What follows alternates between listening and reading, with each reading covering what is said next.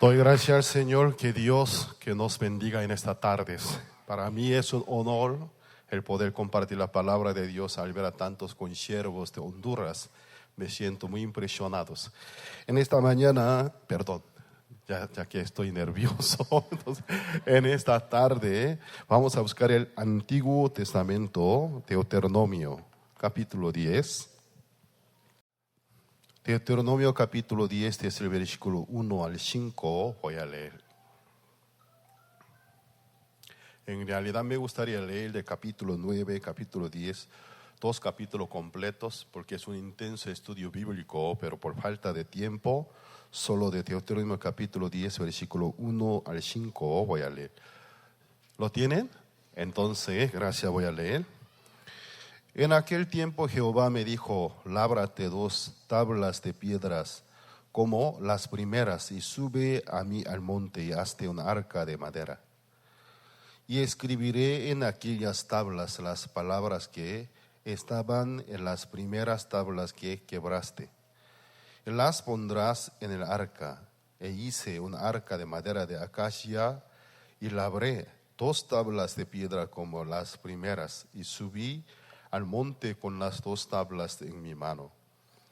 Y escribió en las tablas, conforme a la primera escritura, los 10 mandamientos que Jehová os había hablado en el monte de en medio del fuego, el día de la asamblea, y me las dio Jehová. Y volví y descendí del monte y puse las tablas en el arca que había hecho, y allí están, como Jehová me mandó. Hasta el versículo 5 leídos. Desde el año 2012 hasta la actualidad estoy dando una gira del CLF. CLF son siglas en inglés, en español, el Congreso de Líderes Cristianos. Uno del tema que frecuentemente yo trato y comparto con mis consiervos para profundizar la enseñanza del Señor es el tabernáculo del Antiguo Testamento. Generalmente con el tema del tabernáculo dirijo 2 días del CLF, cada día 3 sesiones, cada sesión de 2 horas. O sea, diariamente comparto 6 horas por 2 días, 12 horas. Y apenas estoy, como digo, un recorrido del tabernáculo del Antiguo Testamento.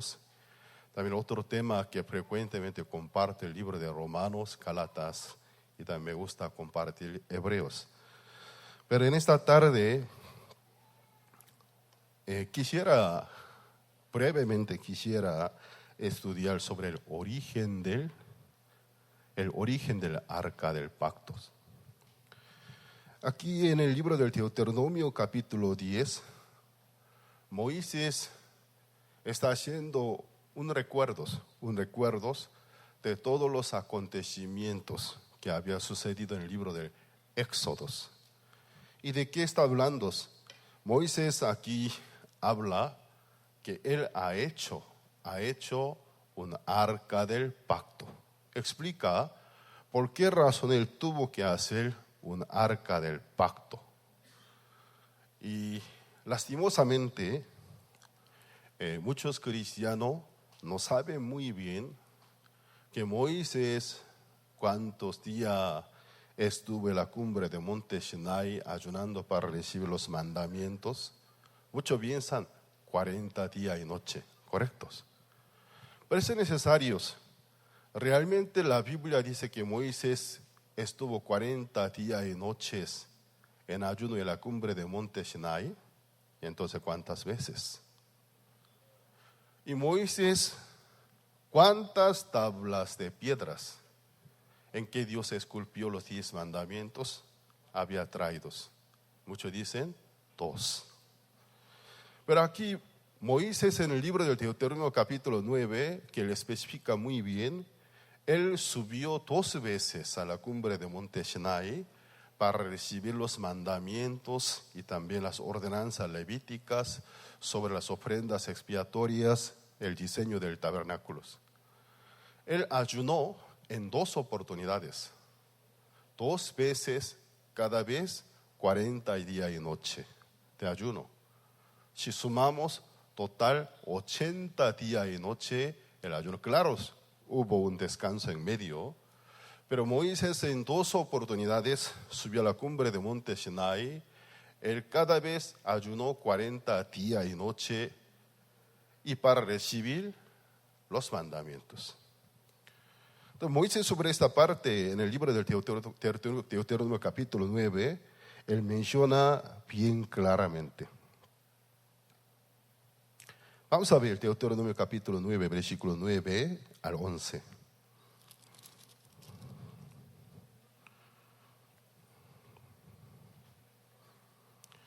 Deuteronomio capítulo 9, versículo 9 al 11. Cuando yo subí al monte para recibir las tablas de piedra, las tablas del pacto que Jehová hizo con vosotros, estuve entonces en el monte 40 días y 40 noches, sin comer pan ni beber agua.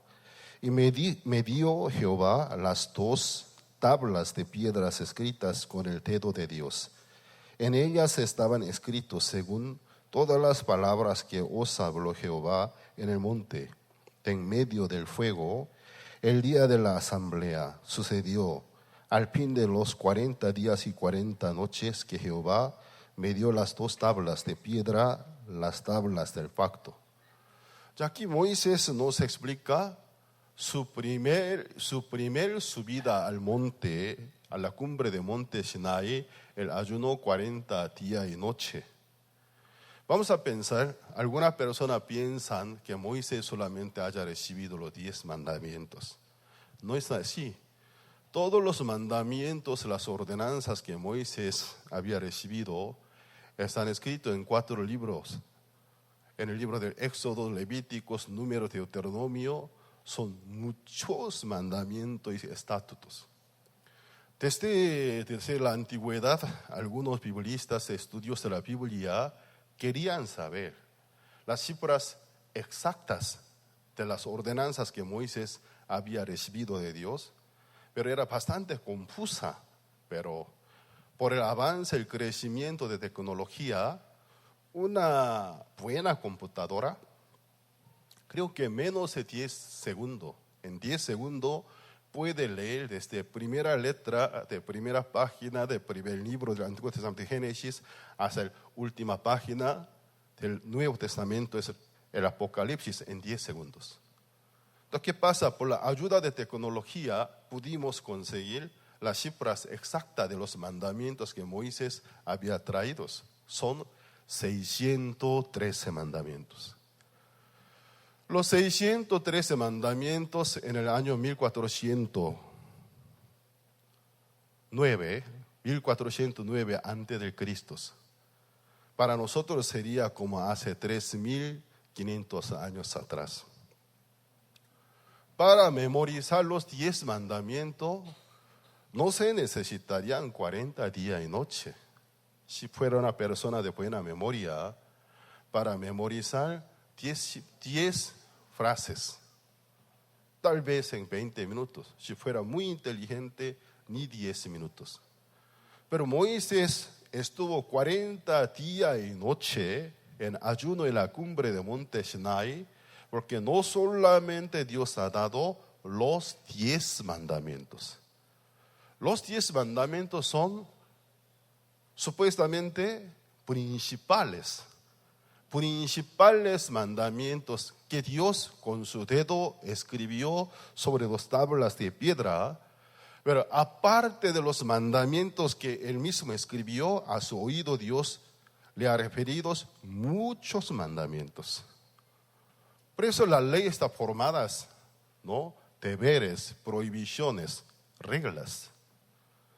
Y además, ¿cuántas enseñanzas ceremoniales? Así Moisés, en su primera subida, 40 días y noche estuvo ayunando, oyendo todo lo que Jehová le estaba diciendo.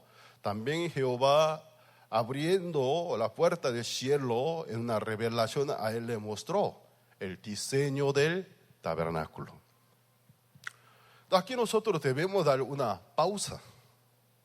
¿Por qué Dios ha dado el diseño del tabernáculo? ¿Y qué quiere decir? Que se quiere decir que existe un verdadero templo, un verdadero tabernáculo en el cielo.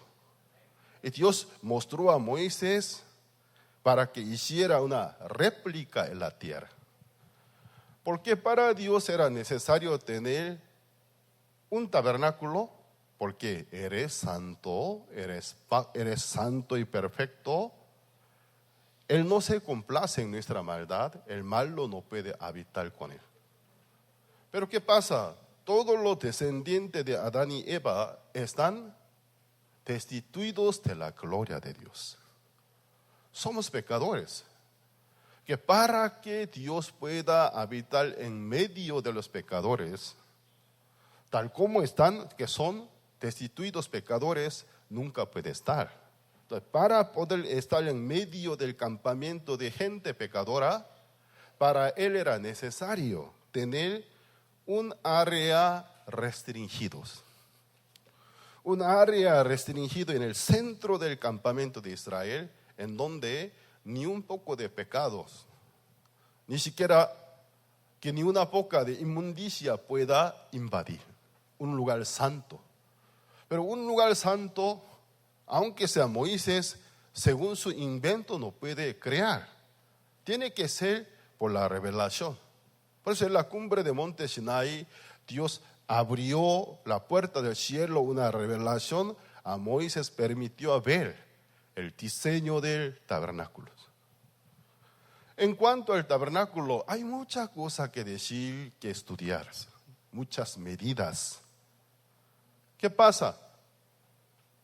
Si trataría de explicar el tabernáculo necesitaría 2 días, entonces no voy a desviarme. Entonces, Dios mostró este diseño. Entonces, Moisés estaba viendo cada material, el diseño, la forma y también con qué material y medidas. ¿Dónde es el tabernáculo? Donde Dios habita. Es un lugar santo donde no hay ningún pecado. ¿Y por qué también es necesario tener un tabernáculo? Muy aparte de que eres santo, para a él es necesario que haya un lugar santo. Muy aparte, la gente pecadora, los descendientes de Adán y Eva, cada vez que peque, haya un lugar a donde para poder acercarse, ofrecer ofrenda expiatoria, para poder recibir el perdón de sus pecados. Por estas 2 razones era necesario que existiera el tabernáculo, tanto para Dios, ya que es Dios santo y perfecto, le es necesario un lugar restringido, donde ni un poco de pecado, ni una poca de maldad pueda ingresar. Entonces él puede habitar. En el segundo lugar, los israelitas cada vez que violen algunos números de mandamientos y pequen, tenga un lugar a donde para poder acercarse a ofrecer ofrenda expiatoria, ofrecer una ofrenda de la reconciliación. Ya, entonces aquí nosotros debemos dar una pausa. Si realmente Dios hubiese esperado que los israelitas perfectamente cumpliera la ley, ¿para qué les ha dado el diseño del tabernáculo? ¿Para qué les ha dado tantas enseñanzas levíticas? Cada vez que peque, hoy el doctor Pastor Oxopar brevemente nos explicó Levítico capítulo 4, capítulo 16. ¿Qué es el libro de Levítico? Leví es un nombre de 12 hijos de Jacob, creo que es el tercer hijo. En hebreo, Leví significa unión. Entonces, el libro de Levítico, ¿de qué se trata? ¿Cómo se puede reunir? ¿Cómo se puede reconciliar con Dios? Entonces, Moisés trajo el libro de Levítico. En el capítulo 4, ¿de qué hablas? Se trata de explicar a nosotros 4 diferentes clases de ofrendas expiatorias. La primera, en el caso que un sacerdote ungido cometiera algún pecado y delinquiere, ¿Qué se debe hacer para ser perdonados? La segunda, en el caso de toda la congregación, una nación completa, violar algún número del mandamiento que no se ha de hacer y delinquiere. ¿Qué se debe hacer para reconciliarse? La tercera, el jefe del pueblo, el rey o un anciano, jefe del pueblo cuando cometiera algún pecado, ¿qué se debe hacer para ser perdonados? La cuarta, uno del pueblo común como nosotros, cuando delinquiere y cometiera algún pecado contra algún mandamiento de Jehová que no se ha de hacer, ¿qué se debe hacer? Entonces, Levítico capítulo 4, Dios especifica 4 diferentes clases de ofrendas expiatorias. Para el sacerdote, para toda la congregación, para el jefe, para una persona común. En el libro de Levítico capítulo 16, Dios explica una extraordinarias ofrendas expiatorias. El día de gran expiación. Según nuestro calendario gregoriano, siempre toca alrededor del mes septiembre. Según el calendario hebreo, sería el primer mes de ellos. ¿Qué hacen? Yom Kippur dice, el día de gran expiación. El día de gran expiación, ¿qué hace? Para ellos, el séptimo mes de ellos. Entonces, el día 10 del séptimo mes, según el calendario de ellos, es el día de gran expiación. Es el día en que ofrece una ofrenda expiatoria por todos los pecados que la nación Israel, toda la nación, durante un año cometieron. Entonces, su eficacia y validez mucho mayor que las ofrendas de Levítico capítulo 4. En el libro de Levítico capítulo 4, aunque son de 4 clases, pero solo puede efectuar eliminando el pecado del tiempo pasados, que cometió y se dio cuenta.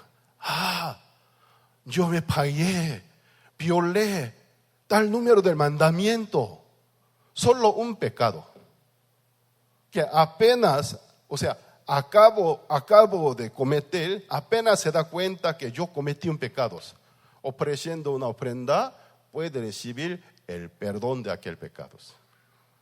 Pero en el día de gran expiación, todos los pecados de la nación Israel, que durante un año cometieron.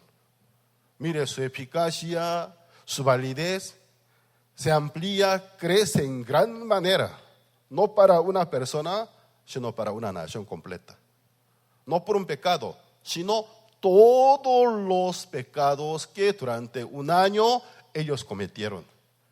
Desde el día 11 del mes séptimo, según el calendario de ellos, hasta el presente día, que el día 10 del mes séptimo. Durante un año, todos los pecados que ellos cometieron, por una sola ofrenda, puede eliminar, puede obtener el perdón de todos los pecados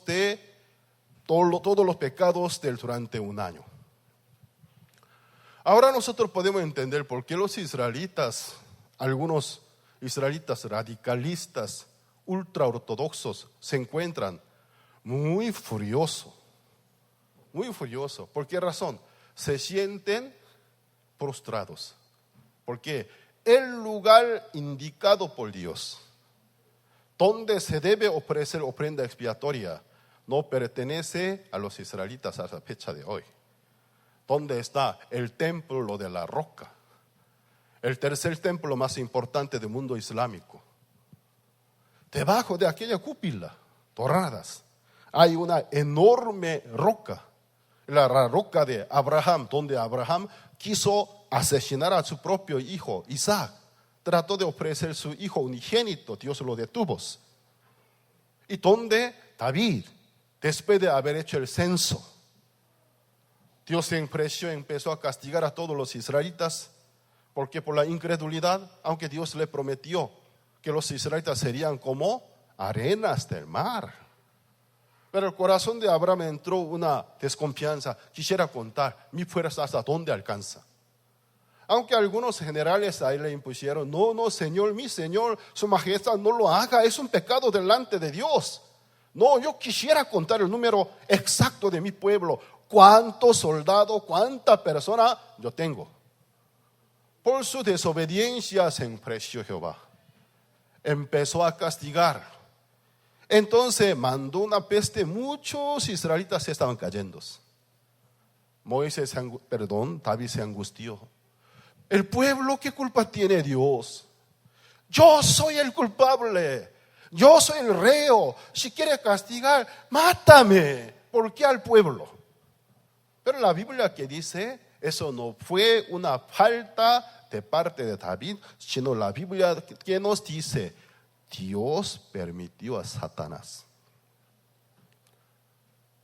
que así Satanás provocara a David, porque Dios tenía un plan. ¿Quién es David? Es la primera persona que pensó en hacer una casa para Jehová. En el corazón de David, antes de David, alrededor de un poco más de 400 años de los tiempos de jueces, entre algunos jueces, por ejemplo, Sansón, algunos eran muy poderosos, pero ningún otro líder de los tiempos pasados de Israel han pensado hacer una casa para Dios. El tabernáculo es una casa de Dios, de la carpa, pero del tiempo de peregrinación. Pero los israelitas ya no son peregrinos, tienen su propio territorio. Pero aún el arca del pacto estuvo entre cortinas. Pero ni un líder de Israel se acordó o alcanzó su corazón para poder percibir el corazón de Dios. Porque le dio el poder, porque le dio la posición, porque le dio la riqueza. Solo trataron de divertirse. Después de como 400 años de tiempos gobernados por los jueces, Dios levanta un rey, el primer rey de la historia de Israel, Saúl.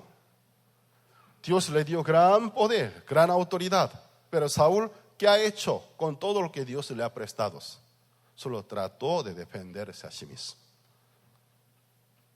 Durante como 450 años, los ojos de Dios estaban buscando un varón cuyo corazón conforme al corazón de Dios. No encontró ninguno. Después de 450 años, Dios encontró un varón por primera vez, cuyo corazón que estaba conforme al corazón de Dios. Mire, yo originalmente soy un pastorcito de un pequeño rebaño de mi padre de Belén. Para nosotros ahora ciudad Belén es una ciudad muy reconocida, pero antes de que naciera David era un pueblito de Israel. ¿Cómo Dios me recogió? ¿Por qué Dios me cubrió con esta honra? Yo no soy merecedor. ¿Cómo yo puedo estar sentado en un trono? Trono del castillo de la madera de cedros, mientras que el arca del pacto está entre las cortinas. Yo quiero hacer una casa para Dios. Entonces su corazón se unió con el corazón de Dios. El corazón de David alcanzó a comprender el corazón de Dios. Lo que Dios quiso hacer, exactamente su corazón se unificó con el corazón de Dios. Dios con gran interés empezó a mirarlos.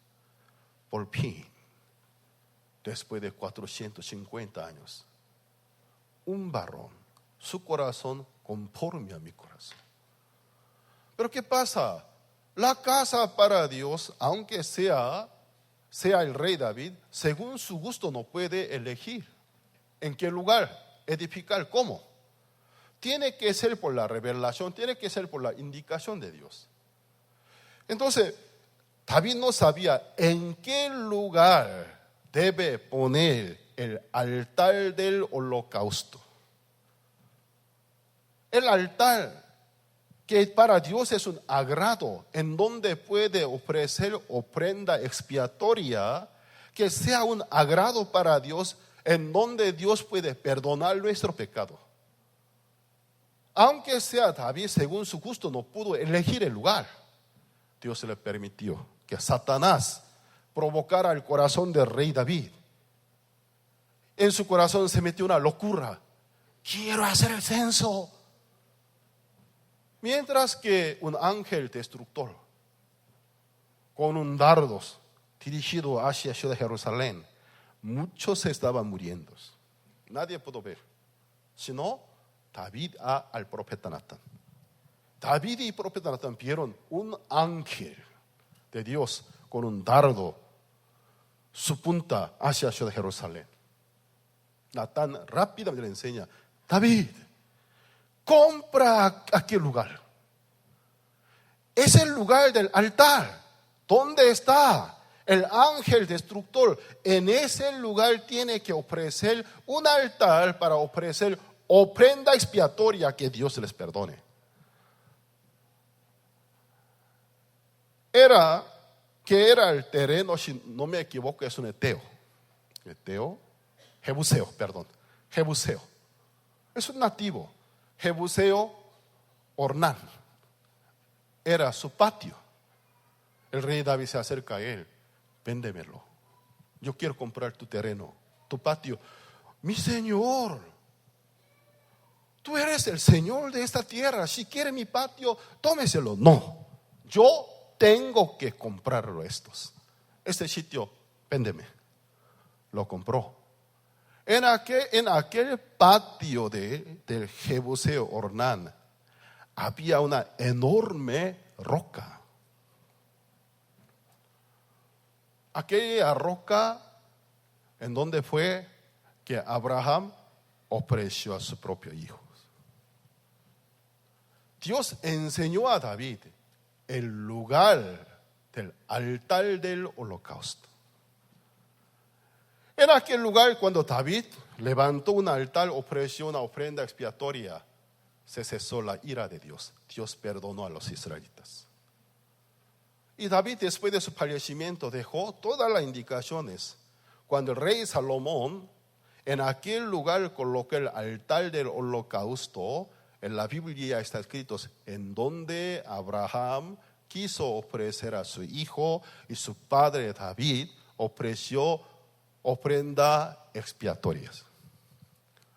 Entonces, ¿en qué lugar Dios perdona el pecado del mundo? Desde tiempo atrás, desde el tiempo prehistórico, Dios había provistos.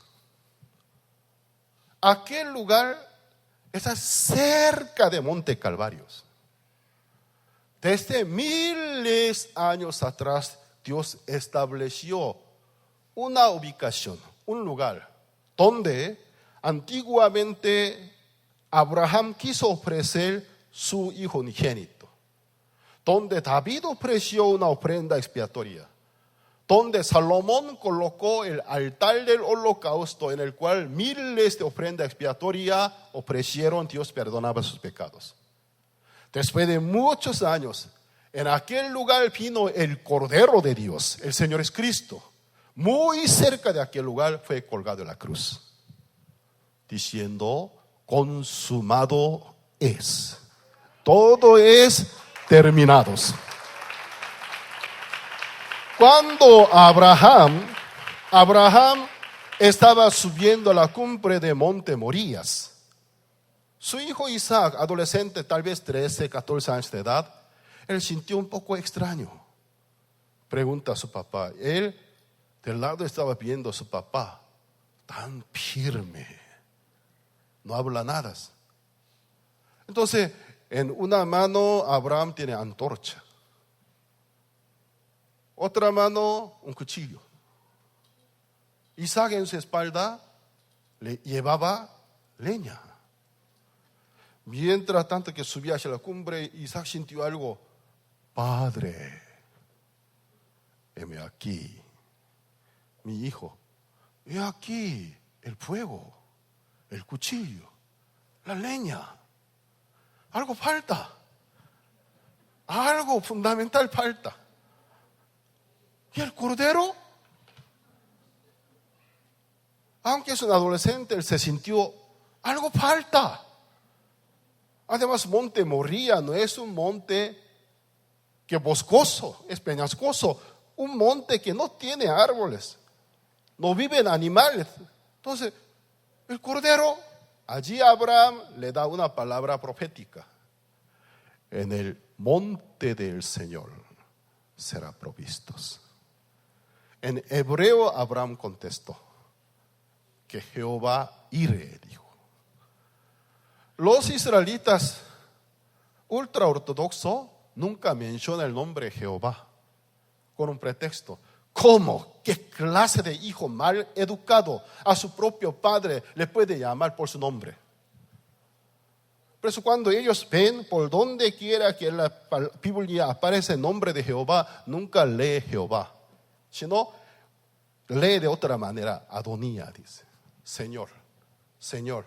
Para ellos mencionar el nombre de Jehová es blasfemias. Entonces Abraham, ¿cómo dijo? Jehová Ire, Adonía Ire, dijo. En el monte de Jehová será provistos. Cuando Abraham llegó a la cumbre de monte Moría, alzaron los ojos, vio un cabrito provistos. Pero lo que Abraham había dicho no se refiere a aquel cabrito, sino desde lejos Abraham estaba viendo el Cordero de Dios, conforme a la profecía. Después de un buen tiempo va a venir, va a morir por la humanidad. ¿Por qué razón? En el libro de Gálatas capítulo 3 versículo 16 que dice: cuando Dios habló sobre la descendencia de Abraham, bendita descendencia de Abraham, nunca le dijo como si fueran muchas descendencias, sino dijo singular, descendencia. Nunca habló de una nación, habló de un solo hijo, que la cual es nuestro Señor Jesucristo. Dice apóstol Pablo, así compartió. Aquella bendita descendencia no puede ser Isaac. ¿Acaso por Isaac todas las naciones de la tierra son bendecidas? Dios dijo, por tu descendencia, por tu simiente, todas las naciones de la tierra, todas las lenguas de la tierra serán bendecidas. A causa del nombre de Isaac, más de 70 países que son países islámicos, los musulmanes, están resentidos. Ellos que dicen, no es Isaac, sino Ismael. El hijo que Abraham quiso ofrecer nunca fue Isaac, sino Ismael, dice.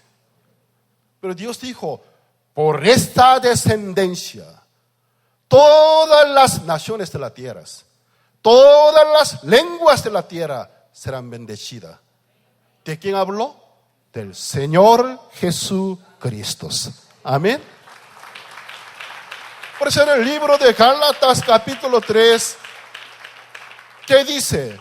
De antemano, la Santa Escritura previendo que Dios había de justificar los gentiles por la fe en Cristo Jesús, de antemano, de 400 años antes de la ley de Moisés. Porque Abraham es una persona aproximadamente 400 años antes de Moisés. A él le entregó buenas nuevas, el santo evangelio. Por tu descendencia, todas las naciones de la tierra serán bendecidas. Ya entonces, Abraham, en el tiempo prehistórico, por la revelación de Dios, él perfectamente estaba enterado del santo evangelio. la tabla de la salvación, no por las obras de la ley, sino por la fe en el bendito Hijo de Dios, su obra redentora. Amén.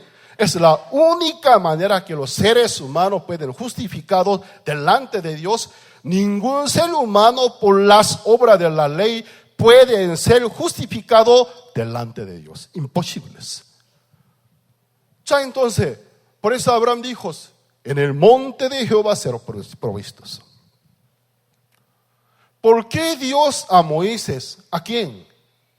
Es un ícono de la ley. El hombre que se representa la ley. A él le dio el tabernáculo, ordenanza levítica, cuando cometiera algún pecado, cuando delinquiere, violare algún número de mandamientos que no se ha de hacer. ¿Qué debe hacer para ser perdonado? Porque Dios dio una resolución. Sabía que no iban a poder cumplir los mandamientos. Él sabía que los israelitas son incapaces. No se pueden cumplir todos los mandamientos. Por eso Moisés estuvo 40 días y noches en la cumbre de Monte Sinai, viendo el mundo tan maravilloso de Dios, mandamientos, diseño del tabernáculo, supuestamente como una proyección, cómo se debe ofrecer una ofrenda cuando uno peca, cómo puede obtener perdón de pecados. Después de 40 días, Dios mismo hizo 2 tablas de piedras. Son escultura de Dios. Con el dedo escribió 10 mandamientos. Moisés empezó a bajar este monte Sinai. Solo pasaron 40 días. Los israelitas, ¿en qué situación se encontraron? Hicieron el becerro del oro, uno de los 10 dioses egipcios. Los que juraron, haremos, cumpliremos. Moisés en 2 oportunidades les preguntó, les refirió todos los mandamientos que había oído de Dios. ¿Ustedes podrán cumplir? Denos, cumpliremos, haremos. En 2 oportunidades ellos se prometieron. Cuando Moisés se bajó de Monte Sinai, aquellos creídos que se comprometieron, ¿qué estaban haciendo? Corrompidos. Corrompidos, idolatría y blasfemia. Moisés no sabía qué hacer.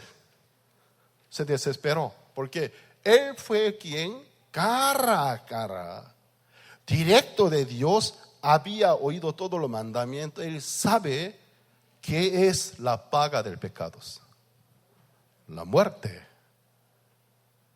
Entonces, el pacto de la ley ya está vigente. Lo único que Moisés pudo hacer, quebrar 2 esculturas de Dios. La imagen, por favor. ¿Cómo Moisés se atrevió para romper 2 esculturas de Dios? ¿Por qué lo hizo? ¿Acaso estuvo mal de cabeza? ¿Cómo pensó en quebrar 2 esculturas de Dios? Porque no le quedaba otra opción. Si yo no lo rompo estos, si Dios, conforme a este pacto tan frío de la piedra, empieza a ejecutar, castigar, hoy la nación Israel se desaparece de la historia humana. Lo único que pudo hacer, quebrarlos. Y después no sabía qué hacer. Él quemó el becerro del oro. Siguiente imagen, por favor. Becerro del oro. Lo quemó. Otra imagen. Ya mi técnico ya se olvidó del orden. Entonces, siguiente imagen. Ya que hoy no le he invitado a comer, entonces, no me da buen servicio. Entonces, bueno, no sé qué está buscando. Bueno, él quemó el becerro, rompió, redujo al polvo, mezcló en el agua, obligó a tomar al pueblo. Y se dio cuenta, con esto aún insuficiente. Algo debo hacer antes de que Dios mismo entre en acción. Conforme al pacto, castigue, yo tengo que hacer algo, como una prevención. Entre vosotros, no me importa que hasta ahora, como hayáis sido, todos los que queréis estar por el lado de Jehová, apartaos, venid a mí. Los hijos de Leví se acercaron a él. Moisés les ordena: cada quien toma el machete, las espadas, desde esta puerta del campamento hasta aquella puerta del campamento, para que nadie se escape. Asesínelos todos. Asesine a vuestros parientes, hermanos, padres e hijos. En el primer día que la ley llegó a la historia humana, ¿sabe que la ley que ha traído? El masacre, el genocidio. Entonces los hijos de Leví, aunque ellos también estuvieron en el mismo pecado, pero cuando Dios les dio una oportunidad, lo aprovechó muy bien. Entonces, a filo de espada empezó a asesinar. Cayeron 3,000 hombres. Los números del Antiguo Testamento, o sea, el número cuando hace el censo, no cuenta con el número de las mujeres, no cuenta con el número de menor que 20, mayor que 50 de varones. Solamente son números contados de varones de a partir de 20 al 50. Cayeron 3,000. Entonces, según nuestro número, puede ser 20,000. Puede ser 30,000. Imagínense una tarde asesinar a filo de espada miles. Imagínense de ese acto y panorama. Por aquí, por allá, gritos desesperados. La frecuencia de vocal de mujeres bien alta, ¿no? Cuando gritas, niños, yo no puedo imitar muy bien, tengo una voz muy baja, entonces, ¡socorro! Por aquí, por allá, algún miembro del cuerpo vuela, que rodaba sobre el piso. Imagínense. Los que quieren enseñar la ley, quieren obligar a alguna persona a cumplir la ley, primero piensen bien. ¿Realmente soy capaz, soy merecedor para poder cumplir estrictamente? Porque la condición es siguiente: todos los días de tu vida, todos los mandamientos que te dijere, te escribiere, todos los días de tu vida pusieres en práctica, guardares, oyeres, serán benditos. En el caso contrario, maldiciones. En el libro del Deuteronomio capítulo 28, incluso algunos compañeros pastores, lastimosamente por falta de un profundo estudio de la Biblia, citan los versículos de Deuteronomio capítulo 28 para bendecir a la congregación. Tu entrar y tu salir sea bendecidas, hasta tu animal doméstico sea bendecidos. Desde el versículo 1 a 14 son bendiciones condicionales. No son incondicionales, condicionales. Todos los días de tu vida, todo lo que te escribiere, todo lo que te dijere, guardare, pusiere en práctica, cumplieres, así te bendeciré. Desde el versículo 15 al versículo 68, el triple y cuádruple. En el caso contrario, una larga lista de maldiciones. Así te maldeciré, con mucho detalle. Así te maldeciré, a ti te maldeciré, así te castigaré, así te maldeciré. Tú te desposarás con una mujer, pero otro hombre se acostará con tu mujer. Tú criarás a tus hijos, pero tus hijos irán de la casa, te abandonarán. Tú labrarás el campo, pero nunca podrás aprovechar de la cosecha, sino tus enemigos. En la vida de muchas personas, esta lista de maldiciones se están sucediendo. ¿Sabe por qué? aunque no son israelitas, pero como si fueran israelitas, se comprometen con este pacto legalista de la ley. ¿Y Dios qué hace? Bueno, tú trata de ser igual a yo. Tú siendo un hijo de Adán, el hombre caído en pecado, ¿crees que eres capaz de poder salvarte a ti mismo? Bueno, tú entonces, sé perfecto delante de mí. Sé perfecto delante de mí. Todos los días de tu vida, desde ahora, todo lo que te dijere, todo lo que te contaré, cumples. Entonces eres justo, santo y perfecto. Te bendigo, te bendigo, te bendigo. Todo lo que te bendigo. En el caso contrario, así te maldeciré. ¿Qué pasa? Los israelitas en ignorancia. A veces la ignorancia nos hace ser demasiado valientes. Los israelitas se pusieron bien valientes. Sí, cumpliremos. Sí, haremos. En serio. ¿Tú sabes de qué me estás hablando? Sí. Cuando Moisés bajó del cumbre del monte Sinai, ¿qué estaban haciendo? Apenas pasaron 40 días.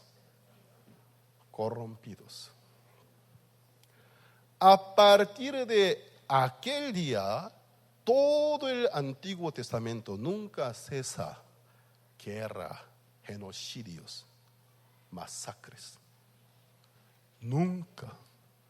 Porque con Dios han hecho un pacto de la ley. Un pacto legalista.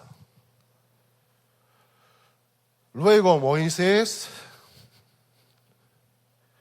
al día siguiente, convoca a todos los israelitas. Imagínense, traten de palpar el corazón de Moisés. Involuntariamente mató miles de paisanos. Corazón destrozados. Subiré al monte de Jehová. Suplicaré. Tal vez os perdone. Y Moisés sube. Esto está escrito en el libro de Éxodo capítulo 32. En la última parte, Moisés sube a la cumbre de monte Sinai.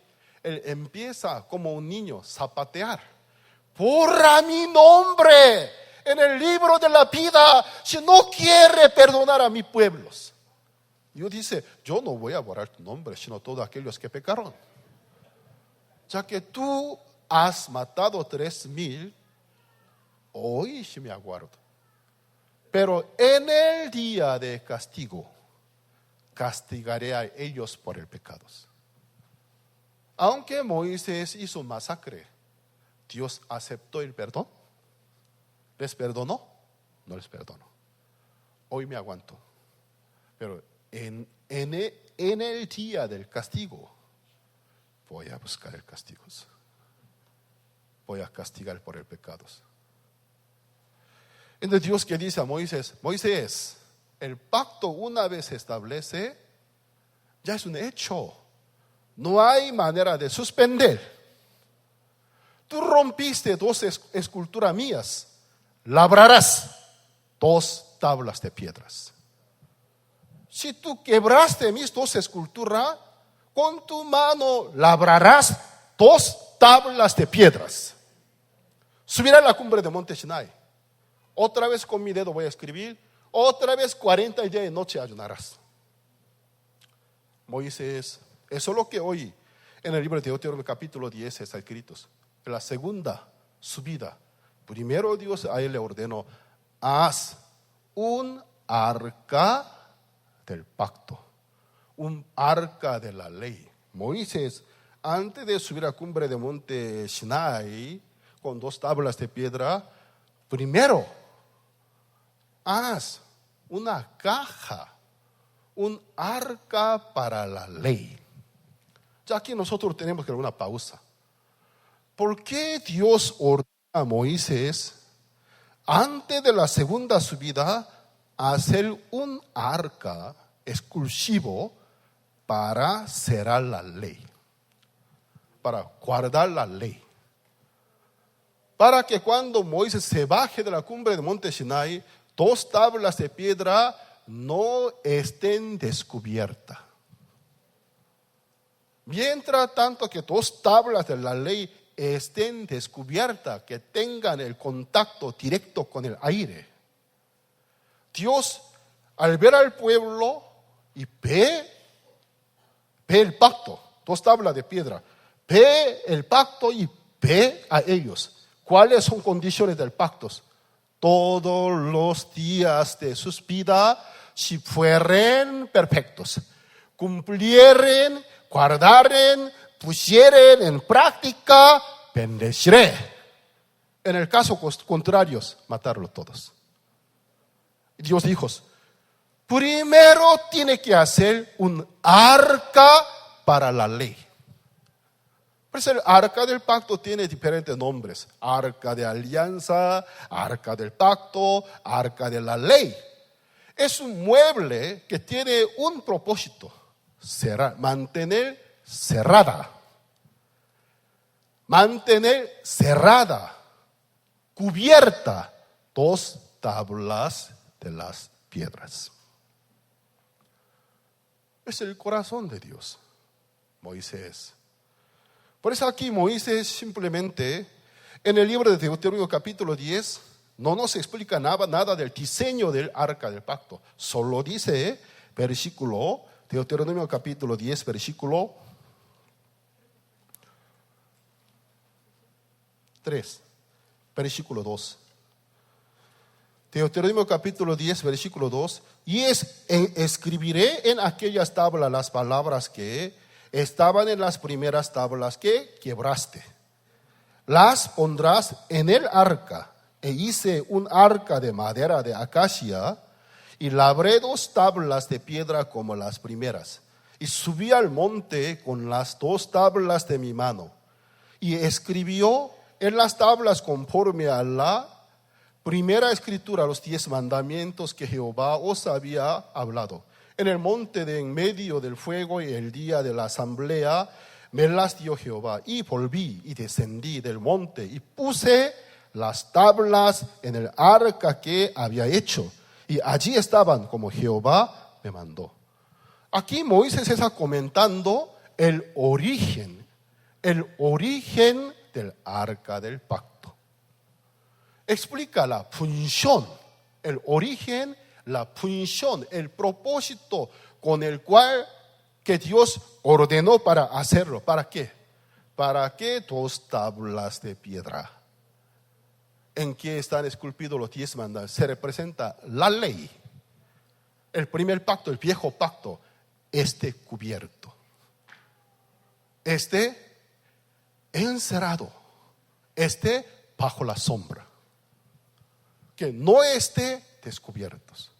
Porque si Dios usa de la ley, ningún ser humano puede tener acceso con Dios. Solo la muerte. Dios aquí se decide usar el de la gracia,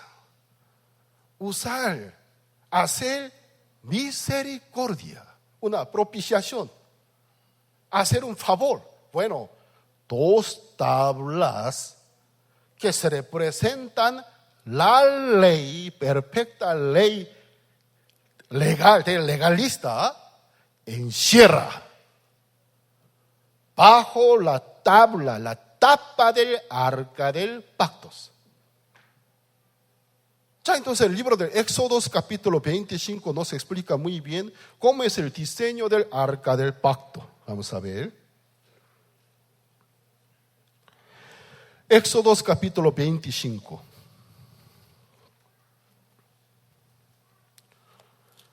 Éxodo capítulo 25, versículo 10 al 22.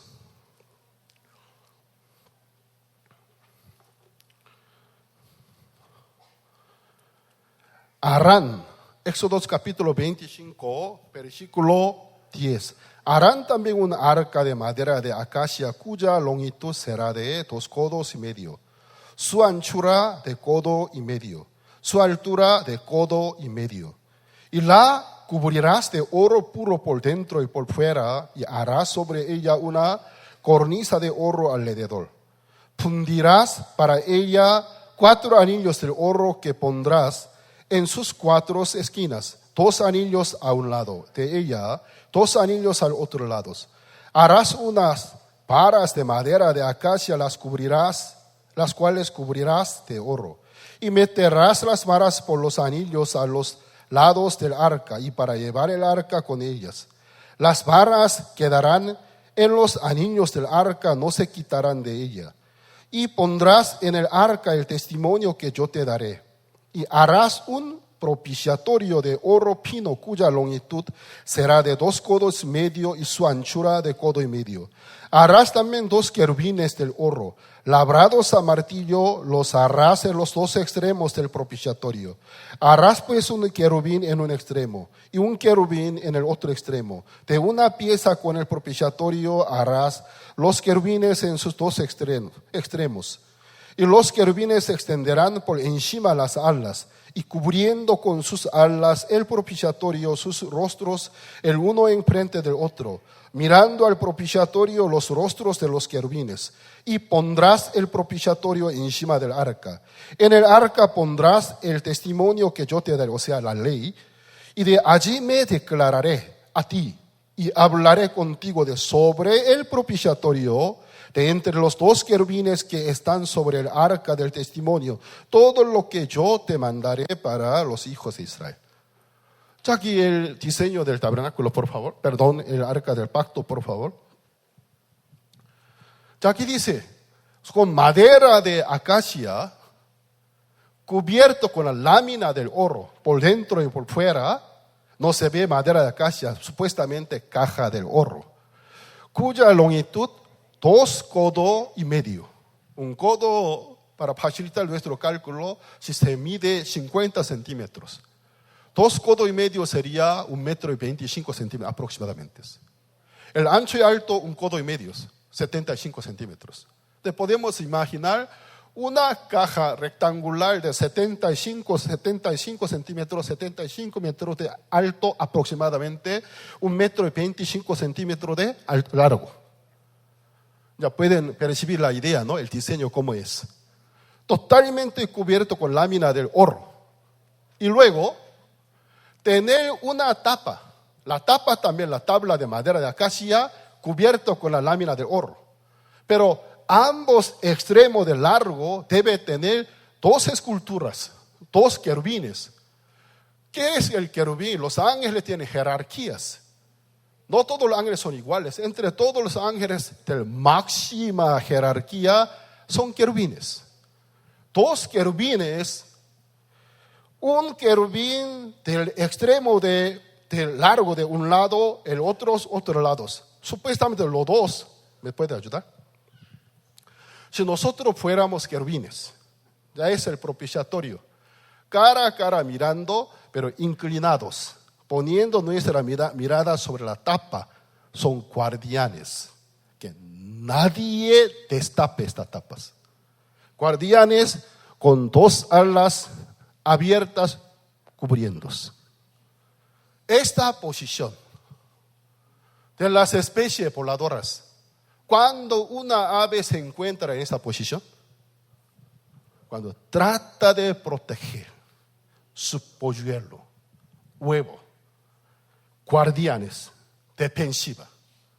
2 querubines, atentos, poderosos ángeles, con 2 alas, totalmente 4 alas abiertas, cubriendo esta tapa.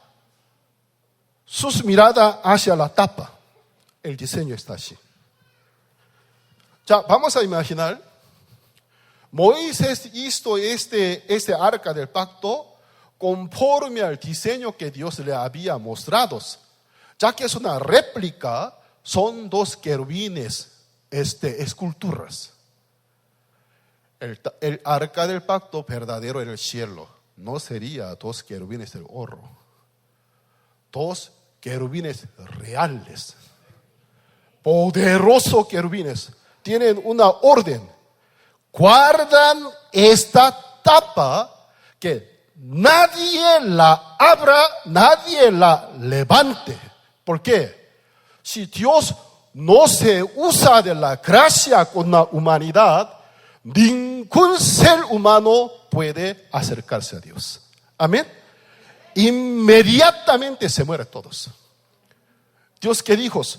Guarda, pondrá mi testimonio, mi ley adentro, ciérralos, para que nunca más Dios, cuando vea al pueblo, aunque quiere ver dos piedras, no puede ver. Lo que puede ver, la tapa, se llama el propiciatorio. Su propia decisión. Él quiere usarse de la apropiación, favor, quiere hacer favor, misericordias. Sobre el propiciatorio yo os hablaré. Nunca dijo, sobre dos tablas de piedra os hablaré. Él, si quiere hablar con nosotros sobre dos tablas de piedra en que Dios escribió sus mandamientos, ahora todos nosotros moriremos, iremos al infierno. Yo os hablaré, yo os declararé sobre el propiciatorio, sobre la gracia, sobre la propiciación, sobre el favor, sobre la gracia. Moisés lo hizo cuando se bajó de monte Sinai. Exactamente el arca del pacto ya estaba en esta posición, para que el intervalo, el tiempo que dos tablas de piedra se encuentre descubierta, sea mínimo tiempos, rápido para poder meterlos. Lo metió y tapó. ¿Por qué? Moisés sabe muy bien, los seres humanos, aunque quieran cumplir todos los mandamientos por nuestra debilidad y la carne, no se pueden. Cuando cometen algunos pecados, esté cubierta la ley por la gracia. Ya entonces, en el libro de Levítico, vamos a ver, Levítico capítulo 16, versículo 15. Enseguida voy a terminar. Este estudio bíblico sobre el origen del arca del pacto también es muy intensivo. Creo que con este tema por lo menos 2-3 horas deberíamos compartir. Nadie me va a querer por eso, entonces estoy resumiendo. Entonces, vamos a ver, entonces. Levítico capítulo 16.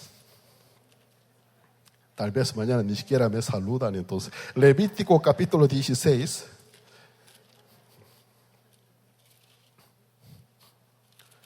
Levítico capítulo 16, versículo 15.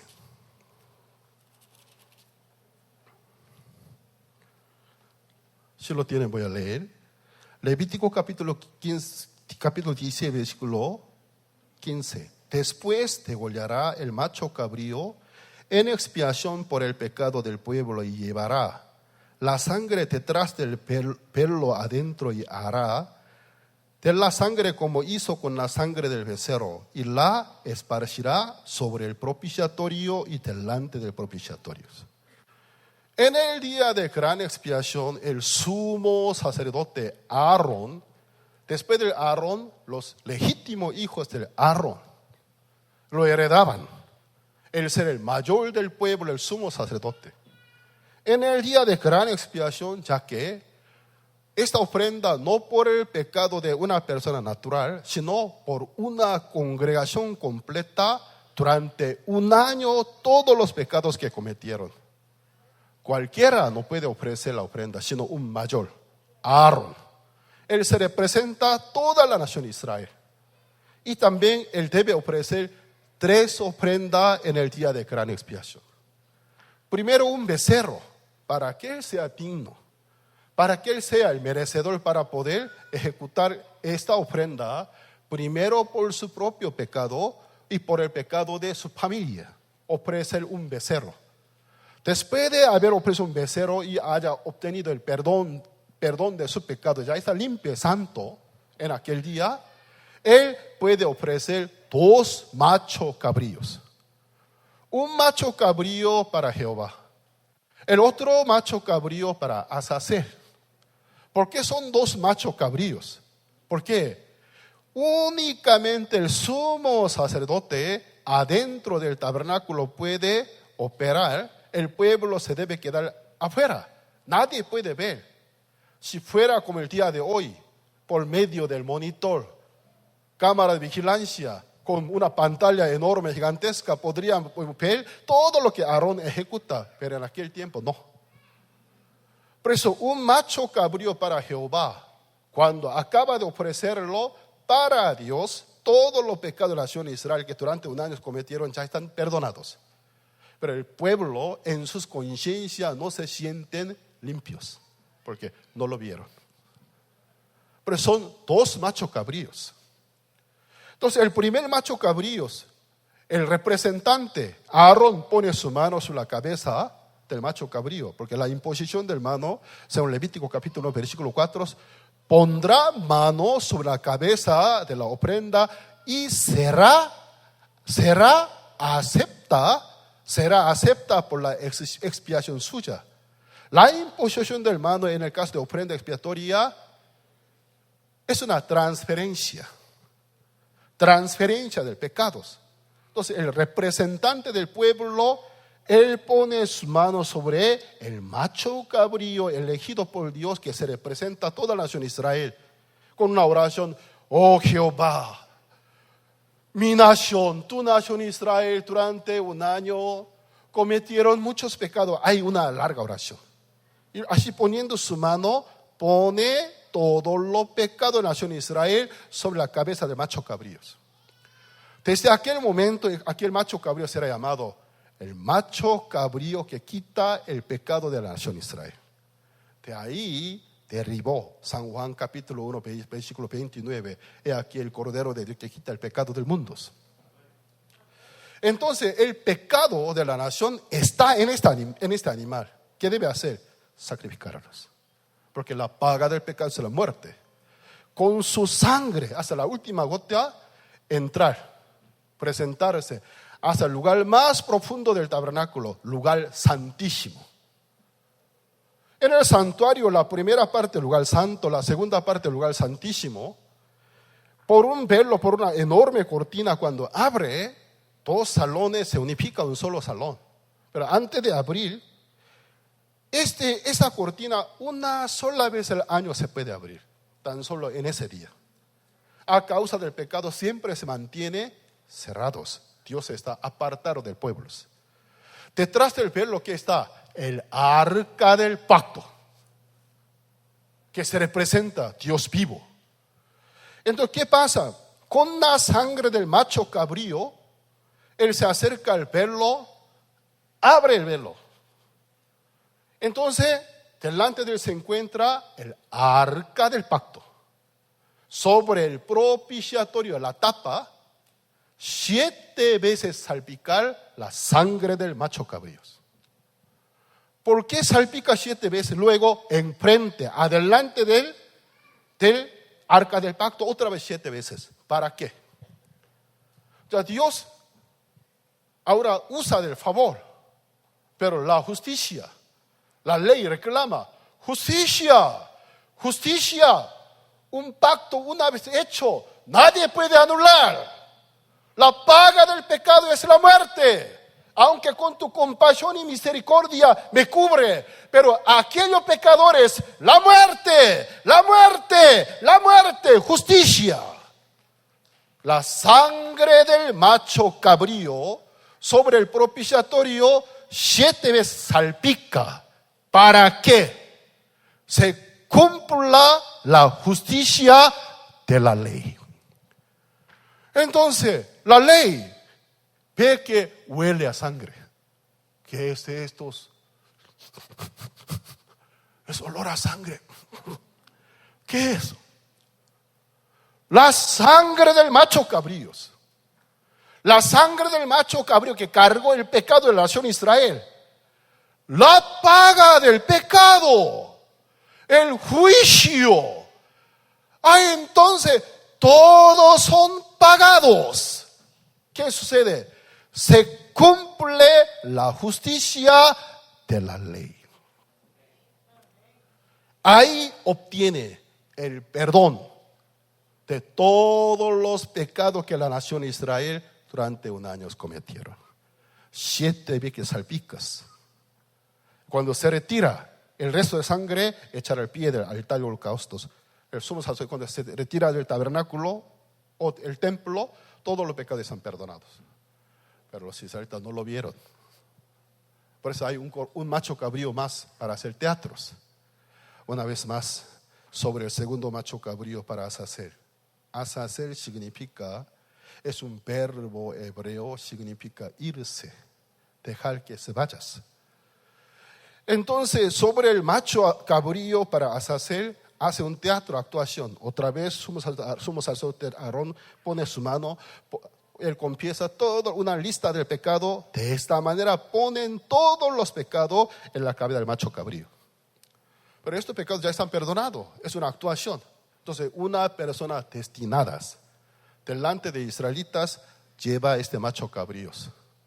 Cuando ellos eran peregrinos, 3 días, 3 noches de caminatas. Soltarlo. Porque un macho cabrío domesticados, pues lo suelta en un desierto, nunca puede regresar. Además, para los peregrinos, 3 días y 3 noches de caminata, en aquel tiempo era considerado una distancia nunca jamás. Pero después que ellos llegaron a Israel, ya no son peregrinos, no hace falta llevarlo 3 días y noches de caminata, porque en Jerusalén hay un valle, un barranco, el barranco de Azazel. Entonces lo lleva al barranco de Azazel. Entonces los israelitas, ¿cómo interpretan? Nuestro pecado se aleja de nosotros. 10 metros, 20 metros, 50 metros, 100 metros, se va de nosotros, se aleja de nosotros. Pero mientras tanto que este animal esté vivo, el pecado está vivo. Lo lleva al barranco del Azazel. Lo siento, señor macho cabrío.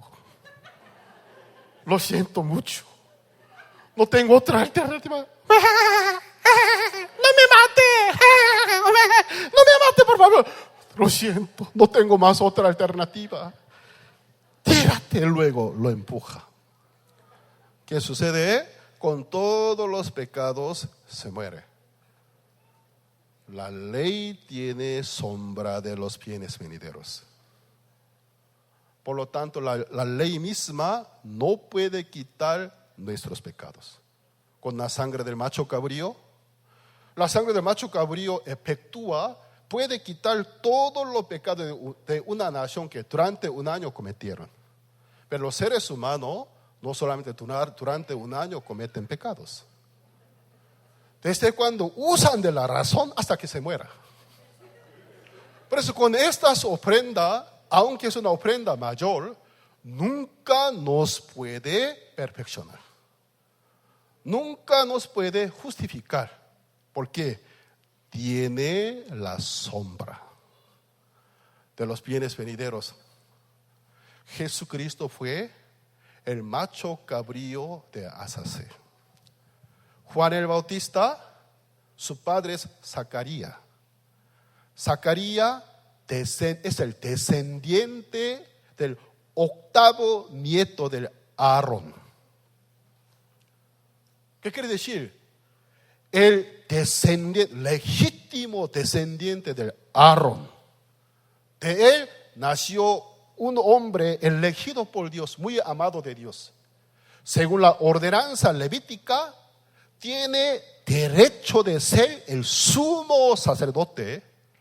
Entonces, el que es legítimo descendiente del Aarón, un día tuvo encuentro con el Señor Jesucristo, que va a ser el Cordero de Dios. Pero para poder ser llamado Cordero, sin la imposición, Jesús nunca puede ser llamado el Cordero que quita el pecado del mundo sin la ayuda de el sumo sacerdote.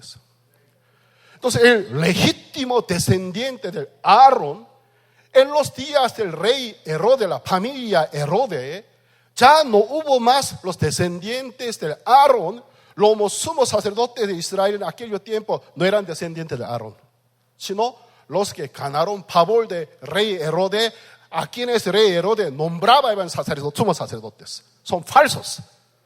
En el desierto de Israel apareció un legítimo sumo descendiente del sumo sacerdote Aarón. Jesús se acercó a él. Bautízame. Tevila, el bautizo bíblico, hebreo. De ahí proviene el bautismo cristiano, pero cuyo origen es el hebreo. Tevila, bautízame. Tevila hebrea cuenta con la imposición de manos. Bautízame. Un momento, Juan el Bautista se confunde. Yo necesito ser bautizado por ti. Sin alguna discusión, el mayor bendice al menor. Tú eres más grande que yo. Yo necesito ser bautizado por ti. Tú vienes a mí. Deja ahora. Deja ahora. Porque así conviene que cumplamos toda justicia. Dios. ¿Qué significa cumplir toda justicia? El último profeta del Antiguo Testamento, según el Señor Cristo. La ley y la profecía a partir de Moisés hasta Juan el Bautista, dijo nuestro Señor Cristo. Para el Señor Cristo es el último profeta por la ley, el que se representa el viejo pacto, también humanamente legítimo descendiente del Aarón. En los días que en Israel no se encontraba los hijos del Aarón, sino los que ganaron favores, nombrados como somos sacerdotes. Jesús no buscó a ellos, ni siquiera les consideró como sacerdotes, sino él solo reconoció a Juan el Bautista más que profetas. San Mateo capítulo 11 versículo 11. De cierto digo, entre todos los que nacen de la mujer nunca se ha levantado el otro mayor que Juan el Bautista, dijo. Jesús que le dijo, el mayor entre todos los que nacen de mujer, un hombre que se representa la época de la ley, la profecía, los sacrificios. El hombre que ya termina, cierra un capítulo. Deja ahora, yo necesito ser bautizado por ti. Tú vienes a mí, Juan, deja ahora. Así conviene que entre tú y yo cumplamos toda justicia. Juan entendió. Sobre la cabeza de Cristo, porque tevila en hebreo significa inmersión. No es mojar un poquito, salpicar, sino es inmersión. Entonces, deja ahora con una imposición de mano, poner por completo debajo del agua, levantarlos. Se abrieron los cielos. De ese cielo hubo una voz: este es mi amado Hijo, en quien tengo mi complacencia. Al día siguiente, Juan el Bautista otra vez vuelve a encontrarse con él. Su actitud está cambiado.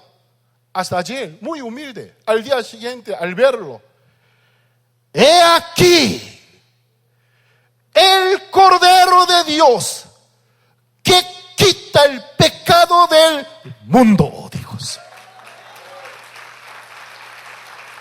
Dios, conforme a su gran profecía, Isaías 53 versículo 6, todos nosotros nos descarriamos como ovejas, cada cual se apartó por su camino, mas Jehová cargó en él el pecado de todos nosotros. Amén. Juan empezó a llamarlo: he aquí el Cordero de Dios que quita el pecado del mundo. Él empezó a dirigirse a Jerusalén, pero no quiso morirse en Jerusalén. porque eres Azazel, debe ser llevado afuera. Desde la ciudad de Jerusalén fue llevado a Monte Calvario. Cuando ve bien el mapa, al ver el mapa de Israel, al lado de Jerusalén, ¿qué dice? Monte Morías, dice. El antiguo Monte Moría, actual Jerusalén, donde Abraham quiso ofrecer su hijo unigénito, donde David ofreció una ofrenda de la expiación. El Señor es Cristo como macho cabrío, con el pecado del mundo entero. Él empezó a marcharse hacia la fuera de Jerusalén, a un barranco de la muerte. Un lugar se llama muerte. Un hombre destinado llevará el macho cabrío para Jehová. Perdón, Azazel. Jesús se cansó, no pudo levantarse más. Los soldados romanos, sin saber nada, y buscó a una persona. Oye tú, ven aquí. Simón de Cirene, un hombre destinado por Dios. Lleva la cruz. Yo no. Cállale, carga la cruz. Sí, Señor. Entonces, llevaba al Señor Cristo. Azazel, el macho cabrío para Azazel, fuera de ciudad de Jerusalén, en Monte Calvarios, él fue clavado, muy cerca de la roca donde Abraham quiso ofrecer a su hijo. Jesús fue colgado. ¿Cuál fue su última palabra? Entre 7 palabras. Consumado es. ¿Qué ha consumado? ¿Qué quiere decir? Todo es terminado. Pagar la paga del pecado del mundo por su propia muerte con el derramamiento de su sangre. Consumado es. Relámpago es truenos. 3 días y noche Jesús estuvo muerto. ¿Cuántos días de caminata llevaba? Macho cabrío para hacer 3 días y 3 noches. Jesús, ¿cuántos días y cuántas noches estuvo muerto? Una distancia considerada nunca y jamás una perfecta muerta a causa de todos los pecados del mundo. Amén. Jesucristo cuando resucitó,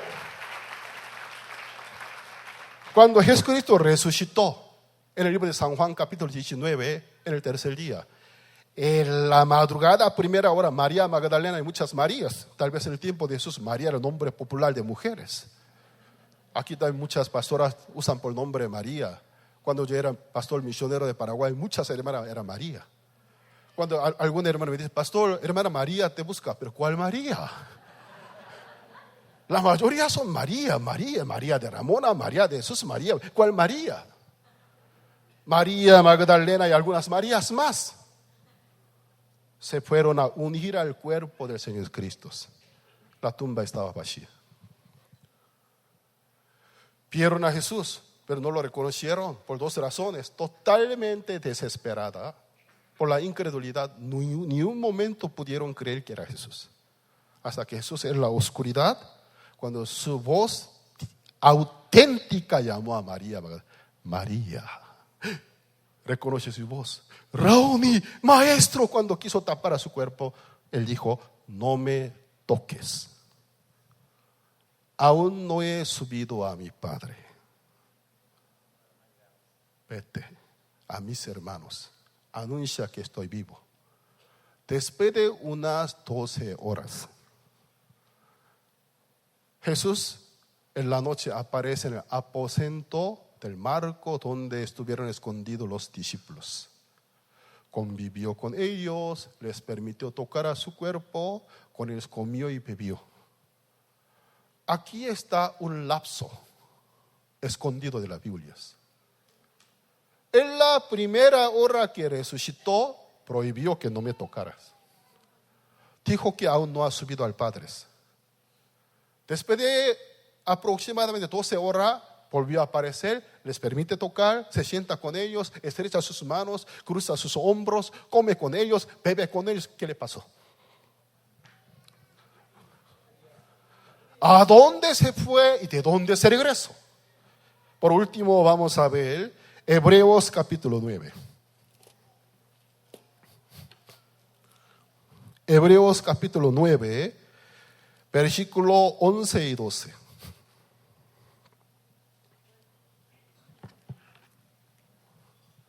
La Biblia no es una novela. La Biblia no es una novela. Es el libro de Dios. Todos los libros, todos los capítulos, todos los vehículos se encajan, interactúan, exactamente coinciden. Hebreos capítulo 9, versículo 11. Pero estando ya presente Cristo, sumo sacerdote de los bienes venideros, por el más amplio y más perfecto tabernáculo, no hecho de manos, es decir, no de esta creación. Acuérdense, desde el principio el tabernáculo eran dos. El verdadero en el cielo, la réplica en la tierra. Pero Cristo no quiso entrar a la réplica, sino al templo no hecho de manos, no de Jerusalén, es el original. Versículo 12. No por sangre del machos cabríos. La sangre del macho cabríos, ¿cuánto pecado pudo quitar? Todos los pecados que la nación Israel cometieron durante un año. La humanidad durante ¿cuántos años pecan? Toda la vida. Desde cuando usa de la razón hasta que se muera. Algún anciano guardando la cama por algún cáncer está por morirse, pero sigue viendo alguna revista de las mujeres. He visto ese caso. Así son seres humanos. No por sangre de machos cabríos. Fuera por la sangre de machos cabríos, aunque es muy amplia, pero no puede quitar todos los pecados nuestros. No por sangre de machos cabríos ni de becerros, sino por su propia sangre entró una vez para siempre en el lugar santísimo, habiendo obtenido eterna redención. Gloria a Dios. Cristo obtuvo eterna redención. Amén. Los que creen digan amén. Gloria a Dios. Gracias al Señor Jesucristo. Cuando Él entró al lugar santísimo del cielo, en su mano con su propia sangre, Él entró. Los ángeles sorprendidos lo miraban. Ahí viene nuestro Señor. En su mano con su propia sangre. Él entró al lugar santísimo. Ya no hace falta abrir el velo, porque el velo se rasgó desde arriba hasta abajo. Ya no hay más obstáculos. Sobre el propiciatorio verdadero del arca del pacto, 7 veces sobre la tapa que está cubriendo la ley, sobre aquel propiciatorio, diciendo que no hace falta que te aguante, la ley no te aguante, te ofrezco la ley, la justicia, la paga del pecado 7 veces salpicó. Eso yo quisiera imitar con un efecto de sonido, pero no sé cómo. Mojando su dedo en la sangre.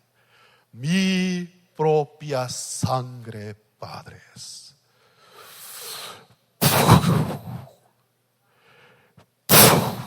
No sé cómo.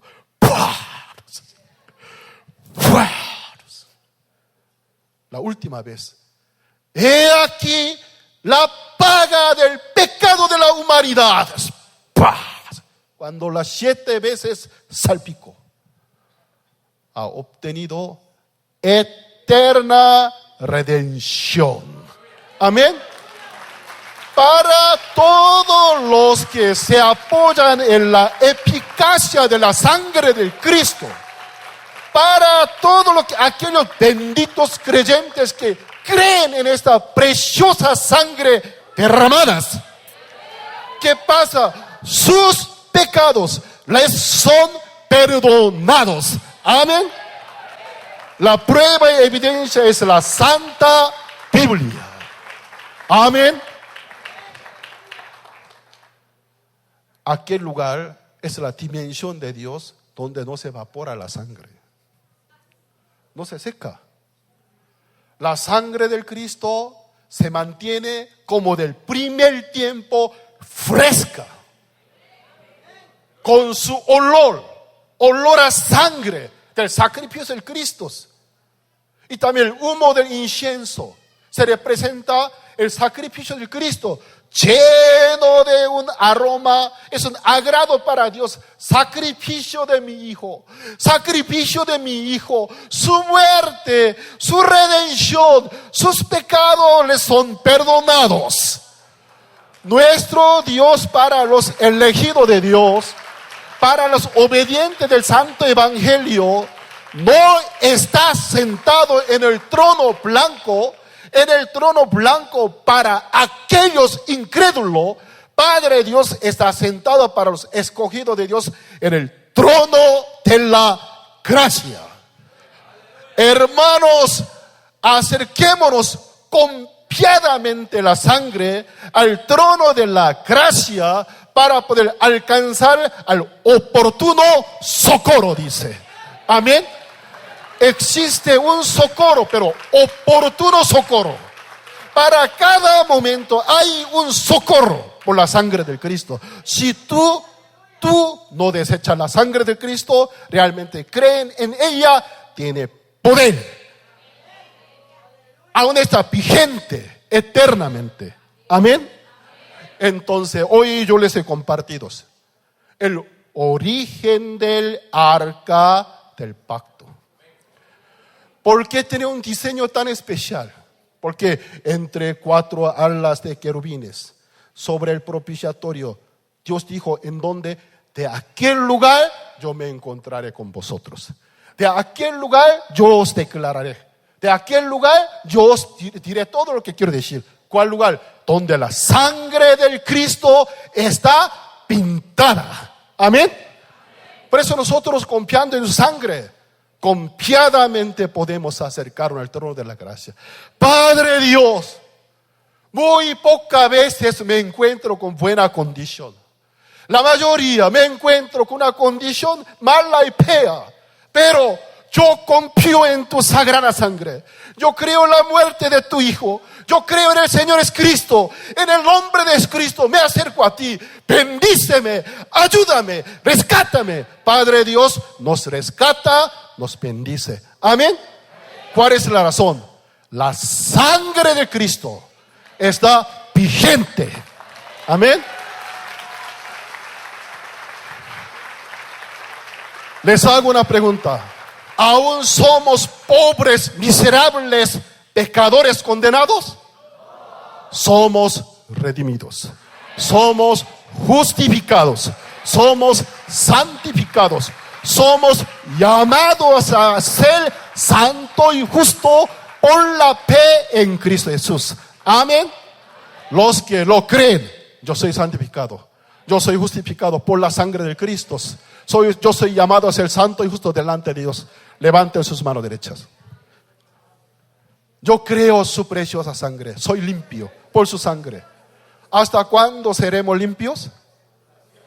Por siempre. Si realmente retiene esta fe, no rechaza esta fe. Gloria a Dios. Bajen sus manos. Oremos al Señor para terminar.